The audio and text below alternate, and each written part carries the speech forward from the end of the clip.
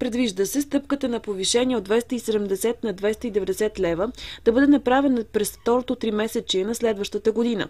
В рамките на заседанието беше одобрен и проектът за постановление на Министерския съвет, с което се определя нов размер на линията на бедност за 2012 година. Съгласно консенсусното решение на социалните партньори, размерът на линията на бедност за следващата година ще бъде определен от правителството на 236 лева. Към настоящия момент тя е 211 лева.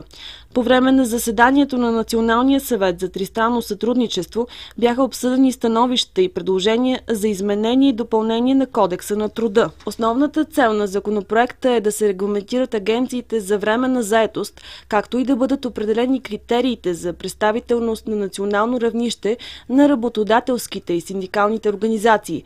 След дискусии и анализи на експертно равнище предстои да бъде взето решение по проекта на следващото заседание на съвета.